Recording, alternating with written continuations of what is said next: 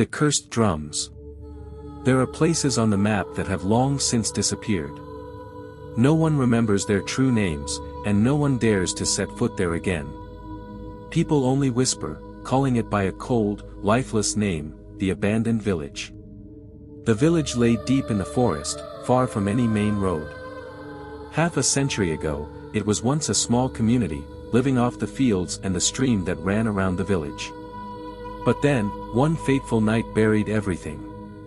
They say, that night, the moon was dim, the wind was still, and the entire village suddenly vanished. No breath, no sound. Only the next morning, when the curious came, they found every door wide open, bowls and chopsticks still on the tables, but the people, no one. The entire village, from the old to the young, disappeared without a trace. Since then, the village was abandoned. Grass grew wild, houses collapsed, the stench of mold and a cold metallic smell lingered everywhere. Locals forbade their children to go near. They said, on nights when the wind was still, one could still hear the sound of drums echoing from the village graveyard. The drums that called souls.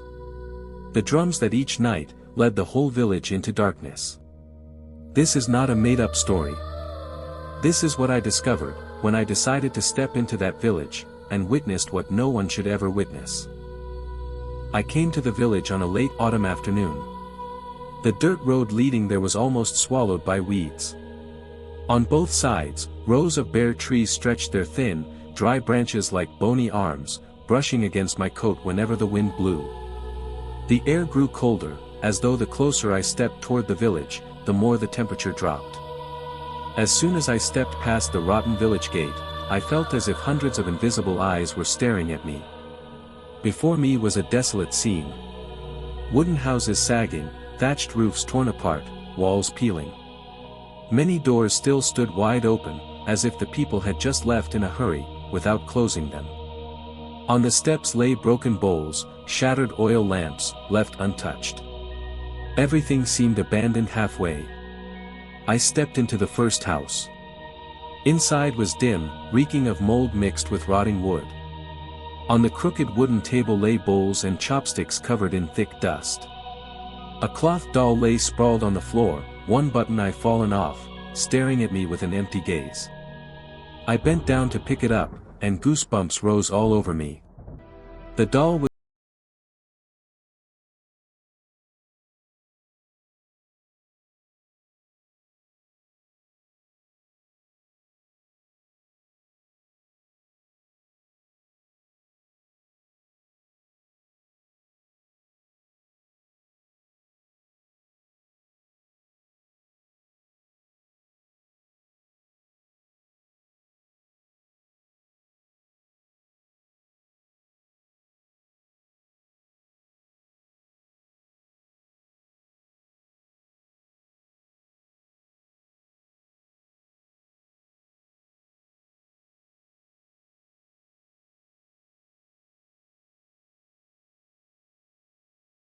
day, I too will no longer resist the call. I shuddered and closed the diary.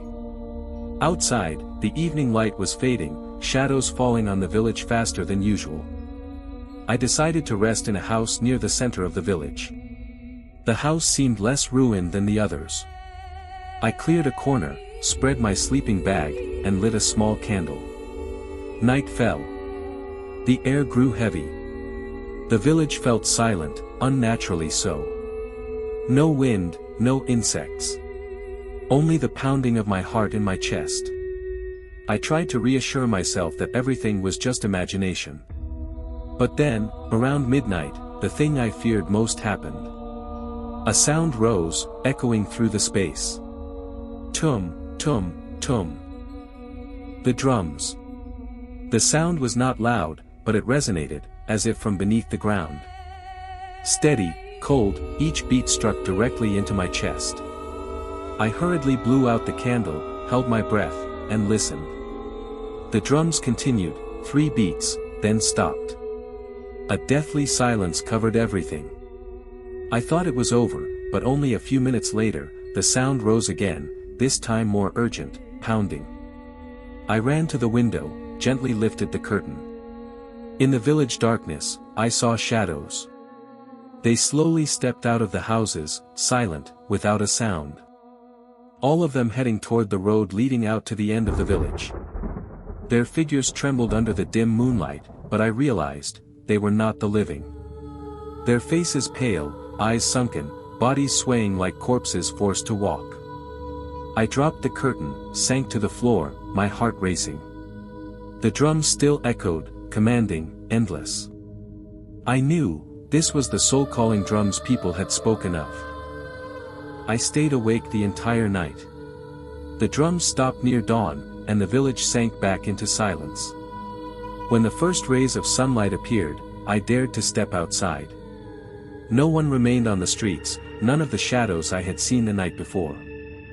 I thought maybe it had all been a hallucination. But then I noticed countless barefoot footprints pressed into the dirt between the village alleys. Fresh. All leading toward the graveyard. My chest tightened. I could no longer pretend, it was real. I decided to follow the footprints. The path wound westward, past abandoned fields, until I reached a large wooden gate. It leaned forward, broken, covered in moss. Behind it was the village graveyard. And there, I saw him. A man. Thin, ragged, his face weathered like stone. He wore a torn cloak, and a broken hat cast a shadow over his eyes. He sat slumped against a gravestone, unmoving, like he had been waiting. When he noticed me, his eyes widened in fear. He raised his finger to his lips, whispering hoarsely. "You shouldn't be here. They will return soon." My body stiffened.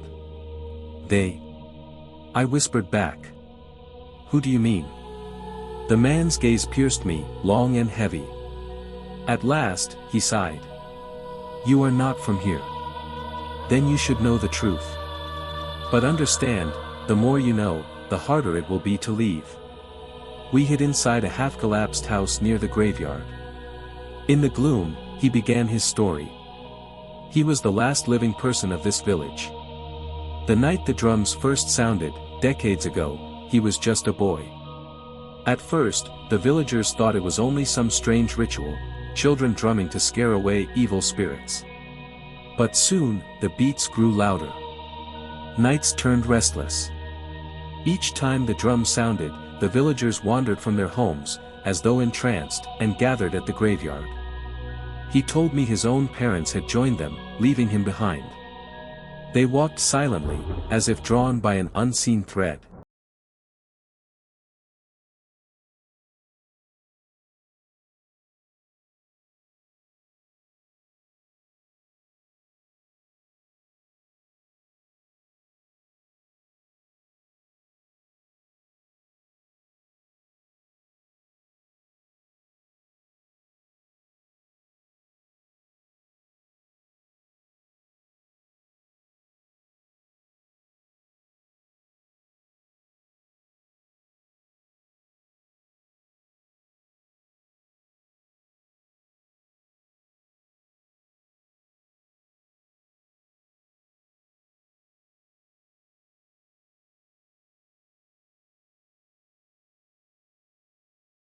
All the dead.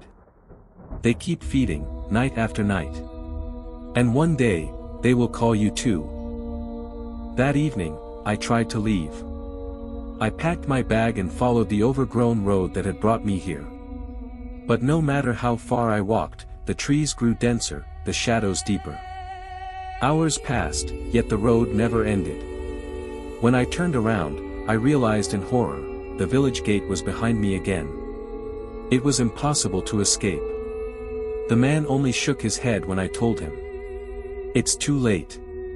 You stepped inside their circle. Now you belong here." Night fell. We stayed inside the ruined house, waiting. And then, just as before, it began. Tum, tum, tum. The drums. But this night was different.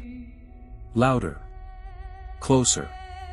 The air vibrated with each beat.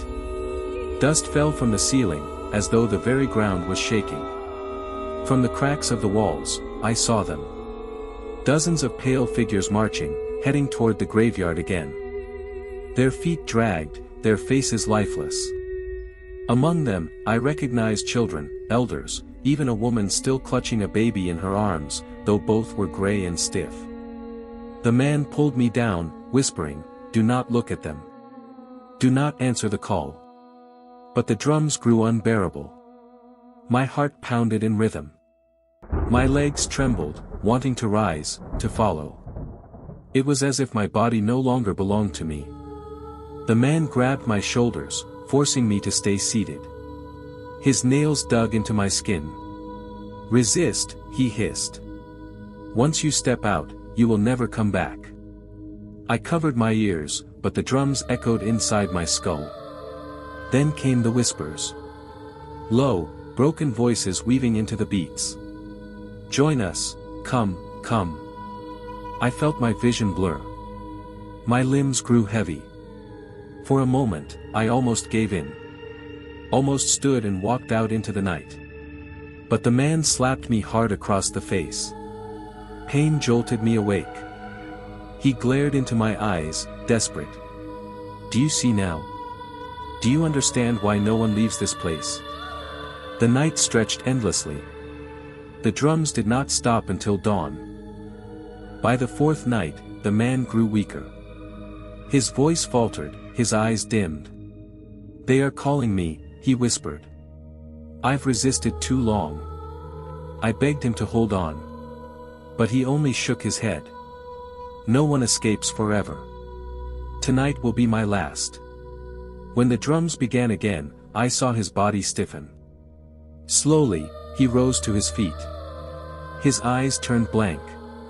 He walked out of the house, step by step, toward the graveyard. I tried to hold him back, but he was stronger than I imagined. He did not even look at me. He vanished into the darkness, swallowed by the crowd of pale figures. And then, I was alone. The drums thundered louder than ever. The ground shook violently. Through the window, I saw the graveyard glowing with a pale light, shadows swirling in endless circles. I could not stop myself anymore. My legs moved on their own. Step by step, I followed. Toward the graves. Toward the black drum that beat without hands. When I reached the edge, I saw them, all the villagers, the man, every figure I had seen, standing in a ring. Their mouths moved in unison, whispering words I could not understand.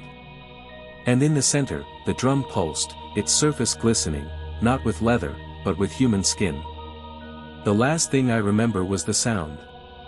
Tum, tum, tum. And then, darkness. They say, even today, no one dares to enter that forest. Travelers who wander too close claim they hear faint echoes at night. The sound of drums rolling through the trees. Some even say they see shadows moving between the abandoned houses, waiting, watching. And if you listen closely, very closely, on a still night, you may hear the whispers. Join us, you don't belong to the living anymore. The village remains locked in its curse. And those who step inside, never leave again.